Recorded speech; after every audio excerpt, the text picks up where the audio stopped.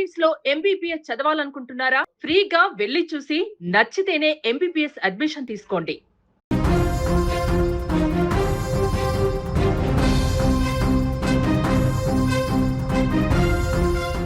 పశ్చిమ బెంగాల్లోని ముర్షిదాబాద్ జిల్లాలో ఘోర ప్రమాదం చోటు చేసుకుంది.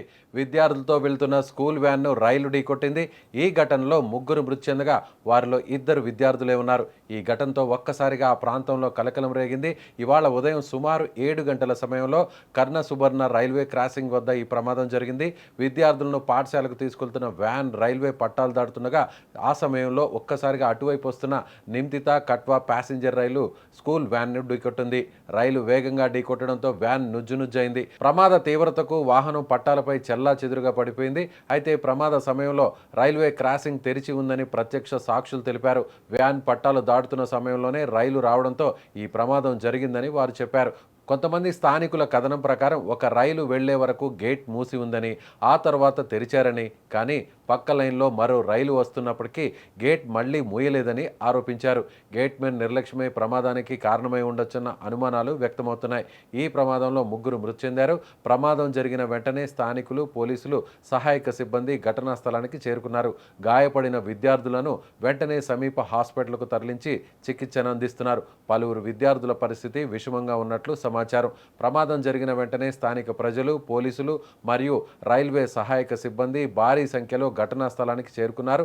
నుజ్జైన వ్యాన్ లోపల చిక్కుకుపోయిన విద్యార్థులను బయటకు తీశారు.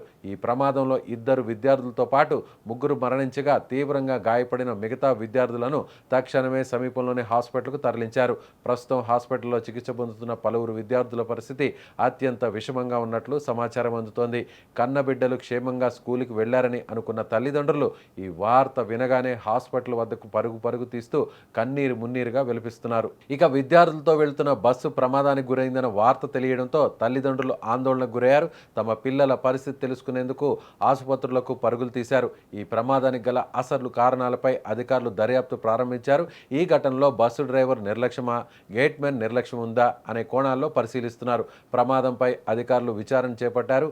ప్రమాదానికి కారణాలు, బాధ్యులపై చర్యల విషయంలో దర్యాప్తు అనంతరం పూర్తి వివరాలు వెల్లడయ్యే అవకాశం ఉంది. ఏది ఏమైనా ఒక్క క్షణం నిర్లక్ష్యం 2 అమాయక విద్యార్థుల భవిష్యత్తును బుగ్గిపాలు చేసింది. రైల్వే అధికారులు లేదా గేట్మెన్ నిర్లక్ష్యం వల్ల ఇలాంటి ప్రమాదాలు జరగడం ఇది మొదటిసారి కాదు. ఈ ఘటనపై ఉన్నతాధికారులు పూర్తిస్థాయి విచారణ జరిపి బాధ్యులపై కఠిన చర్యలు తీసుకోవాలని స్థానికులు డిమాండ్ చేస్తున్నారు.